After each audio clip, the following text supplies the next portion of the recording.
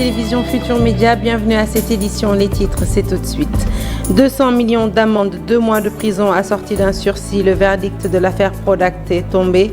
Un verdict prononcé en l'absence du principal prévenu, mais aussi de ses avocats, contraints par le juge de quitter la salle. Vous entendrez les conseils du leader du PASTEF dans cette édition. Dans cette affaire qui lie Mame Mbaye Niang à Ousmane Sonko, le droit a été dit.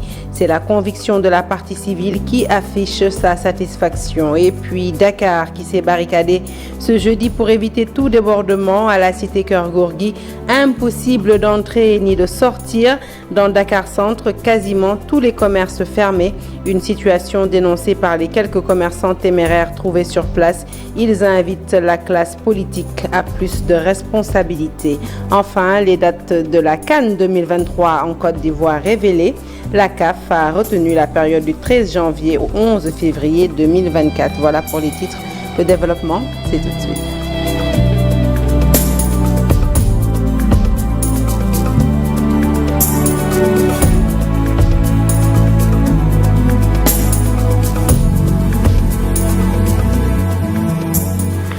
Bonsoir à toutes et à tous. 200 millions d'amende, 2 mois de prison avec sursis. La sentence du procès concernant la gestion du Prodac est tombée. Un procès qui s'est tenu en l'absence du prévenu et dont le président du tribunal n'a pas suivi le réquisitoire du procureur. Le maître des poursuites, en effet, avait requis 2 ans, dont 1 an ferme pour faux et usage de faux et 3 mois ferme pour injure publique. Le point, c'est avec Habib Faye.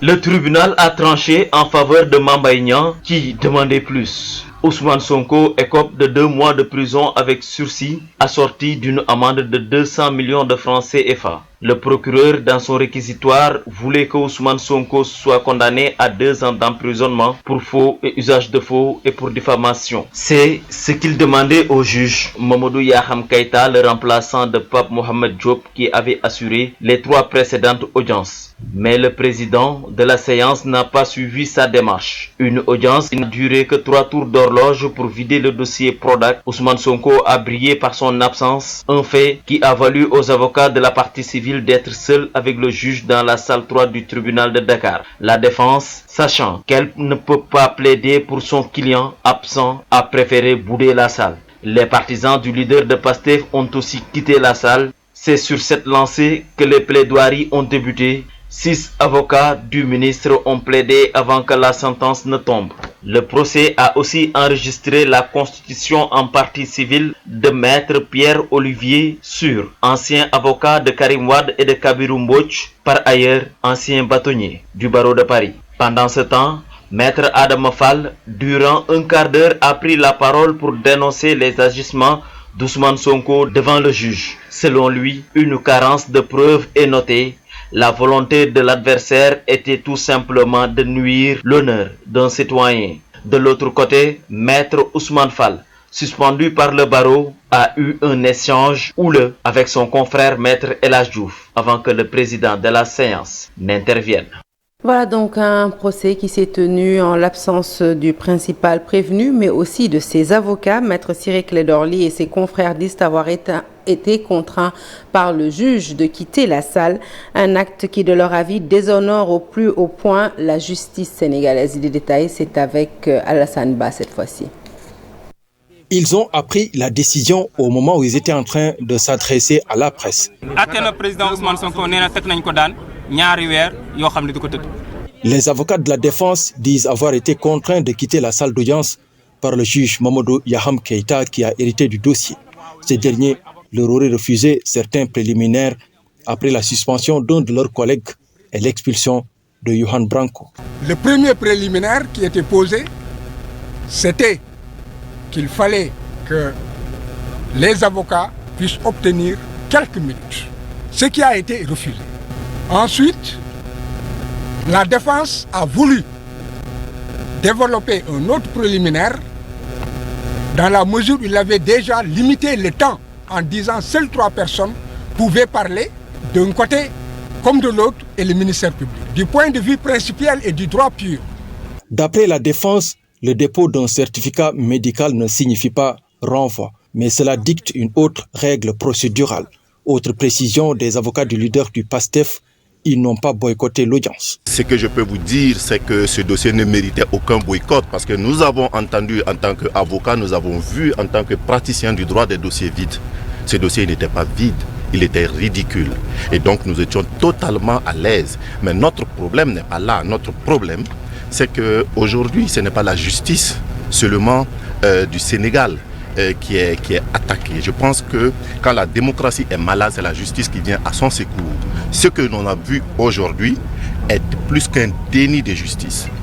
Nous avons demandé à ce que le tribunal demande au greffier de donner acte de ce qu'il a refusé de prendre le certificat médical. Le tribunal a refusé. Et a commencé à lire l'assignation. A-t-il terminé la lecture? Ne l'a-t-il pas terminé? En tout état de cause, il a donné la parole immédiatement à la partie civile. Ou nous nous mettons dans le conformisme d'un cirque, ou bien nous faisons comprendre au monde entier que nous ne sommes pas devant un tribunal, mais nous sommes devant un organe en commandite. Les avocats de la défense interpellent l'opinion nationale et internationale sur les agissements du juge. D'après eux, à travers ce refus, c'est la profession d'avocat qui a été attaquée. Maître Siré Clédor Ly et compagnie comptent se prononcer sur la suite à donner à cette affaire. Un procès qui s'est également tenu en l'absence de maître Juan Branco. L'avocat français qui a récemment rejoint le pool de la défense n'a pas pu assister son client et pour cause, il a été expulsé du territoire dès son arrivée au Sénégal. Une expulsion sujette d'ailleurs à des rumeurs dont une principale qui le lierait à Ousmane Sonko. Un mensonge selon maître Khourey Siba qui affirme avoir fait appel à son confrère et qui par la même occasion dénonce une campagne de diabolisation depuis que ce procès a démarré. Nous écoutons maître Khourey Siba au micro de nos reporters. À notre excellent confrère Juan Branco nous remplit d'indignation et de colère. Juan Branco, c'est moi-même qui l'ai recruté. C'est un gros mensonge de dire qu'il a des liens avec Sonko, la France insoumise, les gilets jaunes. Ça me remplit de honte. Il faudrait que les gens renouent avec l'honnêteté dans ce pays. Il faut qu'ils arrêtent d'inventer des histoires. Aujourd'hui, on a vu la conséquence directe. Le confrère français qui est là, à qui nous souhaitons même pas la bienvenue parce qu'il est chez lui. Tout le monde l'a vu à l'œuvre au procès de Karim Wade. Et il vient pour un dossier qui n'en est même pas un. C'est avec un sentiment de pitié qu'on voit sa présence dans cette procédure. Parce que ça, ce n'est pas une procédure. Mais pour vous dire, le pouvoir a eu peut-être tellement peur qu'ils l'ont recruté pour qu'il vienne. Nous savons dans les détails comment il est venu, ce n'est pas notre problème. Ce n'est pas notre problème. Mais je voudrais insister sur ce point. Sonko ne connaissait Juan Branco ni d'Adam ni d'Ève. Et je peux même ajouter qu'il ne le connaissait ni des dents ni des lèvres. Il faut qu'on arrête de diaboliser Ousmane Sonko. Il a d'autres préoccupations que de s'allier avec le diable. Si tant est que ce garçon est le diable, ce garçon est un des plus valeureux avocats du barreau européen dans le monde actuel. Et l'absence de l'avocat français à ce procès a également motivé la publication d'un communiqué par le ministère de l'Intérieur. Le ministre de l'Intérieur tient à apporter des précisions à l'attention de l'opinion publique sur la non-admission sur le territoire national du sieur Juan Paulo López Branco, avocat de son État, ce jeudi 30 mars 2023. En effet, M. Branco avait publié avant son arrivée à l'aéroport international Blaise Diagne un post sur les réseaux sociaux, Facebook et Twitter, en date du 28 mars 2023, où il traitait son Excellence, Monsieur le Président de la République Macky Sall, de tyran et faisait également un appel à l'insurrection dans notre pays. Devant ce comportement inacceptable de la part d'un citoyen étranger, il s'est vu refuser l'entrée dans le territoire national. Toutefois, Monsieur le ministre de l'Intérieur tient à rappeler l'attachement de l'État du Sénégal aux valeurs d'hospitalité et de la teranga qui ont toujours caractérisé notre pays, à condition qu'elles soient sous-tendues par le respect dû à nos institutions et nos valeurs démocratiques. Voilà, un communiqué signé par le ministre de l'Intérieur et fait à Dakar le 30 mars 2023. Le droit a été tout simplement dit. C'est la conviction de la partie civile qui ne cache pas sa joie. Les avocats de Mame Mbaye Niang jubilent et parlent d'une décision de justice qui n'a absolument rien à voir avec la politique. Le point, c'est avec Ibrahima Kane. La satisfaction, sentiment le mieux partagé dans les rangs des avocats de la partie civile. Maître El Hadji Diouf et compagnie se réjouissent de la décision du juge qui, selon eux, a dit le droit. Le tribunal donc a montré que Mame Mbaye Niang avait raison d'attraire M. Ousmane Sonko au tribunal pour que nul n'en ignore, pour que les Sénégalais sachent qu'il n'y a pas de détournement de deniers publics, que Mame Mbaye Niang n'a pas détourné. Et cela est clair. Maintenant, tous les Sénégalais savent et doivent le savoir. Ousmane Sonko, c'est quelqu'un qui raconte des histoires sans pouvoir donner la preuve de ces déclarations mensongères. Alors, une grande victoire, on a dit le droit et on a condamné. Pour Maître Olivier Sur, cette décision rendue va d'une part laver l'honneur de son client, mais également dégonfler la tension politique. Cette condamnation est lourde parce qu'il y a le mot prison et même prison avec sursis. Lorsqu'il y a le mot prison, c'est lourd et c'est symbolique, mais pour autant, cette condamnation est mesurée à tel point qu'elle ne le prive pas de ses droits civiques, politiques et de rester dans le débat politique. C'est-à-dire que les juges n'ont pas rendu une décision politique, les juges ont rendu une décision judiciaire. Quel est le rôle du juge? C'est d'apaiser les choses. Et si la décision avait été trop lourde, eh bien c'était la ville qui s'enflammait, le pays peut-être aussi. Et le débat politique qui risquait, comment dirais-je, prendre un virage nouveau. Aujourd'hui, les juges ont respecté la continuité et la liberté du droit de chacun de s'exprimer, mais ils ont mis les limites. Les limites, c'est l'outrage. Les limites, c'est ici la diffamation. Les limites, ce serait une autre fois l'injure. Les limites ont été posées. Donc bravo à la justice, bravo à la démocratie et bravo au débat politique de pouvoir continuer avec des limites grâce à la justice. Après moult renvois, le procès en diffamation opposant Ousmane Sonko à Mame Mbaye Niang est aujourd'hui vidé en première instance. 2 mois avec sursis, une amende plutôt de 200 millions de francs CFA. C'est la peine prononcée à l'encontre du leader de PASTEF, une peine qui toutefois, de l'avis de notre chroniqueur judiciaire maison, ne le prive pas de ses droits civiques et politiques. Ousmane Sonko demeure éligible à la prochaine élection présidentielle. Les éclairages de Daoud Amin, il est avec Chérif Dia. La condamnation de 2 mois avec sursis, Ousmane Sonko ne perd pas ses droits civiques et par conséquent, il peut bel et bien s'inscrire sur les listes électorales et participer à la présidentielle de 2024 et aux autres élections quand même qui pourront se dérouler au Sénégal. Parce que pour qu'il perde son éligibilité, il fallait qu'on le condamne à 3 mois avec sursis au moins. En ce qui concerne les infractions pour lesquelles il était poursuivi, je rappelle qu'il était poursuivi pour diffamation, diffusion de fausses nouvelles et injures publiques. Et pour ces infractions-là, il fallait qu'on le condamne au moins à 3 mois avec sursis pour qu'il ne puisse pas s'inscrire sur les listes électorales. Même sans appel, bon, s'il interjette appel, à partir de ce moment-là, on considère qu'il n'y a plus procès, il y aura un autre procès au niveau de la cour d'appel. Je dis que si cette condamnation reste en l'état, si cette condamnation acquiert l'autorité de la chose jugée, à partir de ce moment-là, il pourra participer à la présidentielle de 2024. Retour au tribunal, Birahim Seck, coordonnateur du Forum civil, y était ce matin après la citation à témoin qui lui a été envoyée par la défense. Le coordonnateur du Forum civil dit regretter la tournure des événements. Il estime que ce procès est loin de connaître son épilogue et pense que de nombreuses personnes ont une responsabilité dans ce dossier Prodac. Je vous propose de l'écouter au micro d'Alassane Baye à Alioune Diagne. Ce matin très tôt, je suis venu. Je suis entré dans la salle comme tous les Sénégalais. J'ai assisté également aux premiers échanges entre les avocats de la partie civile, les avocats de la défense, mais également avec l'intervention du juge. Finalement, la partie qui m'avait cité à témoigner a quitté la salle. Je suis resté un peu pour écouter un peu les arguments de la partie civile. Et après, je suis sorti. Même en écoutant la partie civile qui a lu une décision qui a été rendue par le juge sénégalais en 2020 et qui concernait d'ailleurs M. Mame Mbaye Niang. dans l'imputation, bien dans la définition de la diffamation, il a fait état d'une possible responsabilité. Autrement dit, selon nos juges, pour qu'il y ait diffamation, il faut imputer une responsabilité à quelqu'un.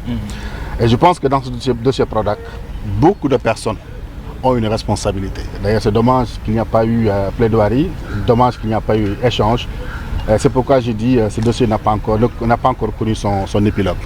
Et avec la tenue de ce procès ce jeudi matin, eh bien, la cité Keur Gorgui a été complètement barricadée, quasi impossible d'entrer ou de sortir. Les forces de l'ordre ont très tôt pris d'assaut le quartier. Quelques échauffourées, vous allez le voir sur ces images, ont d'ailleurs éclaté entre partisans du leader de PASTEF et les forces de défense et de sécurité. Le récit est signé Lisa Prera. Les rues et ruelles presque désertes, circuler librement à la cité Gorgui n'a pas été chose facile ce matin. À chaque rond-point, à chaque coin de rue qui mène vers la maison de l'opposant, les forces de défense et de sécurité se sont positionnées. Si ce n'est la police, c'est la gendarmerie et même quelques militaires ont été aperçus en train de libérer la voie publique. Les BAT-X, les dragons et autres véhicules blindés stationnés à différents endroits de la cité ont contrecarré les velléités d'intifada des jeunes militants qui s'étaient amassés au bord du rond-point. Mais malgré la présence massive et remarquée des forces de l'ordre et de sécurité, il y a eu quelques échauffourées avec les jeunes qui, à un moment de la matinée, ont voulu barrer la route et commettre quelques actes de vandalisme. Une situation rapidement prise en charge et maîtrisée par la police. Des lacrymogènes ont été tirés sur les jeunes, mais également sur les journalistes présents sur les lieux. Une tension qui a duré toute la journée. À la cité Gorgui aujourd'hui, c'était jour férié par la force de la politique.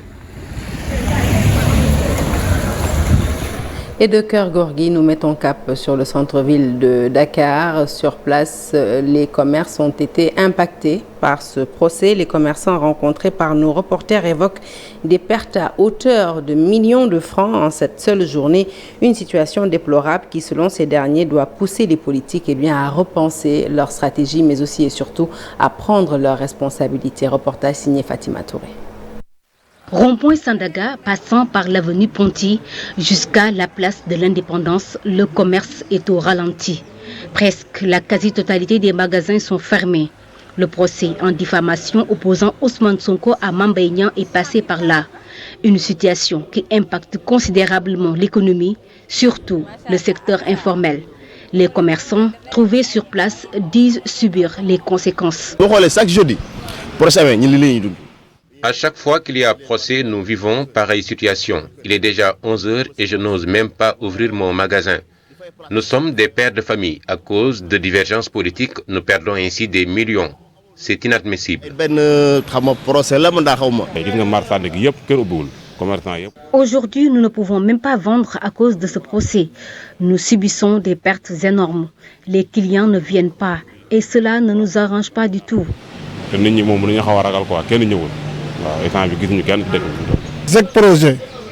Apparemment, Macky Sall ne se soucie pas de la population. Aujourd'hui, ce procès a beaucoup impacté mon business.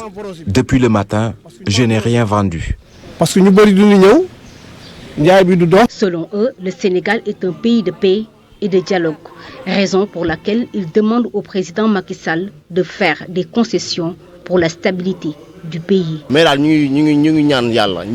Nous demandons aux politiciens d'arrêter de tenir en otage les populations. Le Sénégal est un pays de paix. Le président Macky Sall et Ousmane Sonko devraient se retrouver autour d'une table et discuter pour la stabilité du pays.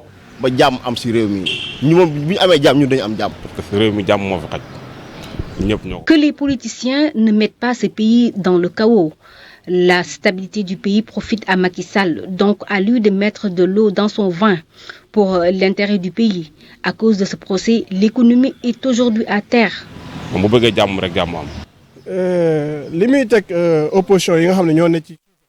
lieu de traquer des opposants politiques, le président doit penser à nous avant toute chose.